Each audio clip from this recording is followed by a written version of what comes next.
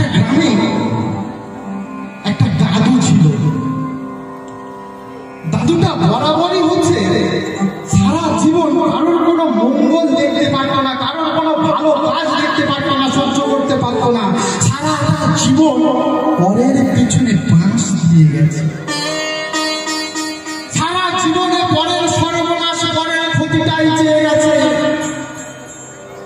ধীরে ধীরে বয়স বেড়েছে, বৃদ্ধ হয়েছে, আর যেতে চলতে পারছে না, উঠতে পারছে না। একদিন পাড়ার ছেলেগুলোকে ডেকেছে, ওরে ভাই শোন, ভাই শোন, ওরে ভাই শোন না, বল ভাই বল, আমার একটা কথা রাখবি ভাই। আমি তো সারা জীবন তোদের অমঙ্গল করে গেলাম, তোদের অত্যাচার করে গেলাম, নিপীড়ন করে গেলাম। আমি এখন বুঝতে পারছি জীবনে কারো কখনো ভালো কাজ করিনি। তোরা আমার শেষ জীবনের একটা ইচ্ছা আমার দাদু কি বলে রে, সারা জীবন আমাদের ক্ষতি করে গেছে, আমার শেষ জীবনে একটা ইচ্ছা প্রকাশ করছে। আমি যা করেছি আমাকে তোরা ক্ষমা করে দে। তোদের কাছে ক্ষমা চাওয়ার মতো মুখ আমার নেই, তবে শেষ বয়সে একটা ইচ্ছা আমার পূরণ করিস। ও দাদু কি ইচ্ছা বল ভাই, তোরা রাগিনি কথাটা? হ্যাঁ হ্যাঁ রাখবো, ঠিক তো? হ্যাঁ হ্যাঁ। আমি যখন মারা যাব, সারা জীবন তো তোদের সর্বনাশ করে গেছি, অনিষ্ট করে গেছি।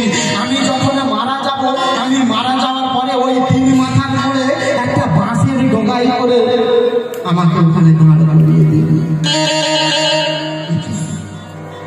দাদা তুমি কি কথা বলছো? সারা জীবন আমি তোদের পিছনে দিয়ে গেছি, তাই আমার শেষকালে তোরা এইভাবেই আমাকে শেষ যাত্রাটা করবি তো? এদিকে ঠাকুমা আমার বলছে সারা জীবন পুরোটাকে এইভাবে দেখলাম, আর আজকের পুরোর মাথায় কি ভিন্ন কিছু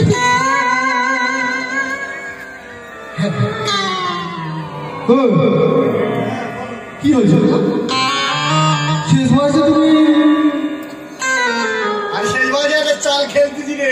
ঠাকুমাকে ডেকে কানে কানে বলছি, আমি তোকে যা যা বলে যাব তুই ঠিক তাই তাই করবি আমি মারা যাওয়া।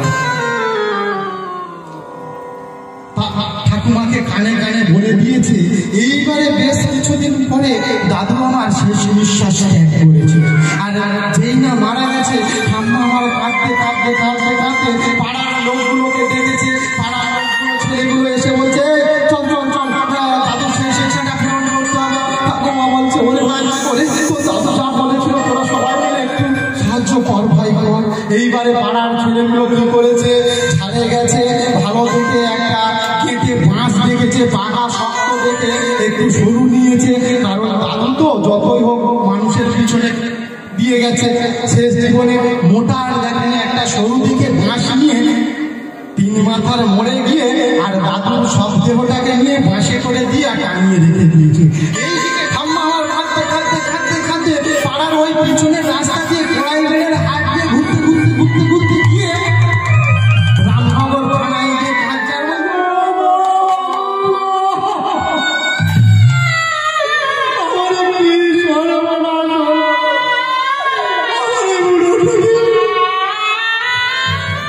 কি হয়েছে বড় বাবু, আমার পুরোটাকে পড়ার ছেলেগুলো মারতে মারতে এইবারে থানার বড় বাবু ছুটতে ছুটতে ছুটতে ছুটতে এসে সত্যি তো ঠাকুমা আমার ভুল কিছু বলেনি, আদায় করে এত অত্যাচার এত নিপীড়ন করে কেউ মানতে পারে?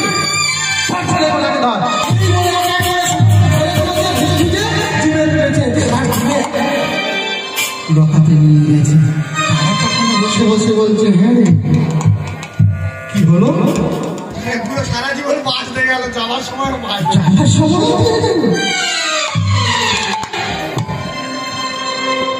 যা হওয়ার হয়েছে সবাই এইভাবে তার থেকে আয় না আমরা আলোচনা করি। ওই ঠাকুমার যদি শেষ জীবনের ভাগটা আমরা নিয়ে নিই না, তাহলে যদি বড় বাবু আমাদের ছেড়ে দেয়, তাই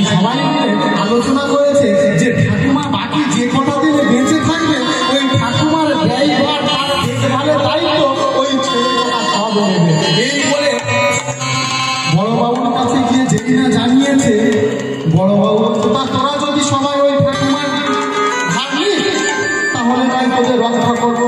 এইবারে দেখুন যে বেঁচে থাকতে মাস দিচ্ছিল, সে যখন গেল এমন দেয়া দিয়ে গেল। আজকের জগৎ সংসারটাও ঠিক এইভাবে চলছে। যারা আগে দিচ্ছিল, যারা আগে খাচ্ছিল পড়ছিল, তারা এমন এমন স্বাস্থ্য গ্রন্থগুলো লিখতে শুরু করলো। সেই গ্রন্থগুলো লিখে রেখে গেল, বললো মূল্যে এই লাগবে, সাথে এই লাগবে, এই কাজগুলোতে এই লাগবে। আমি আর বিস্তারিত বলছি না, আপনারা ভালো করেই জানেন। না পারলেও দিতে হবে, না দিলে তোর বাবা উদ্ধার হবে না। বলে তোর আছে তুই দিবি না কেন? আমার আছে, আমি কি তোমার ঘরে করে খাচ্ছি? আমি তো রীতিমতো মাথার ঘাম পায়ে ফেলে একটু একটু করে কষ্ট করতে করতে উপার্জন করছি। তুমিও কষ্ট করো না কেন?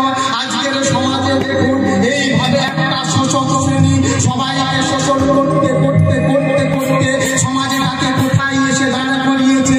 আজকের যদি বাড়ির ছেলে মেয়েরা শিক্ষিত হয়, তারা জানবে যে সত্য কোনটা মিথ্যা কোনটা, আর সেইটা জানবে বলে আমরা তাদেরকে শিক্ষিত হতে দিতে দিচ্ছি না। আমরা লোকের কাছে কান ভারী করে দিচ্ছি।